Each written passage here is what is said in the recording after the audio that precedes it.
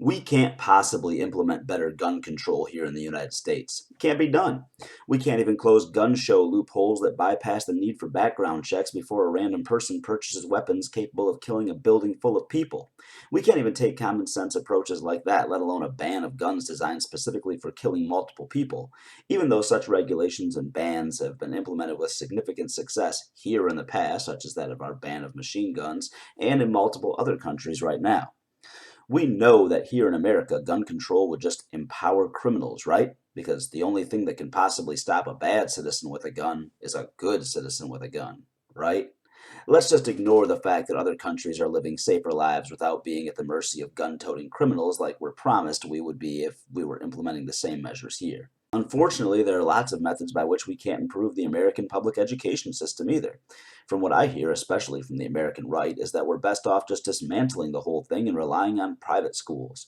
Better teacher training and higher teacher pay scales would just be throwing money at the problem. We're better off spending that money on weapons the military doesn't need, right? Less standardized testing would just remove accountability for teachers and students. Offering vocational career paths for high school students would be tracking, telling our students that they can't possibly go to college as if college is the best thing for everyone.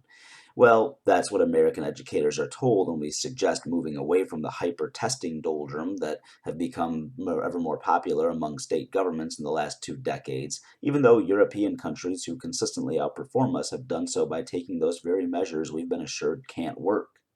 Hey, we can't legalize marijuana either because it's an evil drug that will turn us into a nation of lazy potheads.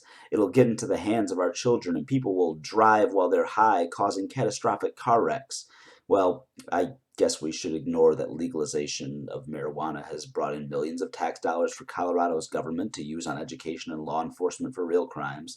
Speaking of which, the epidemic of crime and debauchery and lazy zombie people that were insisted will happen if the plant is federally legalized, none of that's happened there either. The poor Colorado children haven't been turned into a generation of zombies just because of adults now having access to weed legally, and DUIs from alcohol remain several times more prevalent than those from cannabis. It's just the numbers. I would go on, and I've put some links in the description if you want to read a bit more about the aforementioned subjects for yourself. My point here isn't about any one of those issues, though. My point is the frustration that I have with people making arguments based on complete conjecture when there are real examples for the subject at hand. I understand relying purely on inferences and conjecture if you're proposing something untested, like switching to a resource based Venus Project style economy, or arguing about who'd win a fight, Batman or Superman. Batman would win. Or Godzilla vs. Voltron. Batman would win. But when we're talking about proposing something that's been done in other places, especially places within our own country, how can you ignore those things in favor of making up what you assume would happen and pretending that your hypothetical assumptions count as evidence for your position? It was equally frustrating a couple of years ago when anti progressives insisted that we couldn't possibly make homosexual marriage legal from sea to shining sea because it would invoke God's wrath, violate the sanctity of marriage, pervert our children. And for the social conservatives living on Slippery Slope Avenue, there would be humans marrying dogs before we knew what hit us. With the benefit of over 1 year of hindsight, we can now validate just how ridiculous that was because in over a year, fire and brimstone haven't rained on us. Maybe that's just the kind of trick God can only pull off once. Heterosexual married couples are still free to violate the sanctity of their own marriages via infidelity and divorce without any need for help from the homosexuals, thank you very much.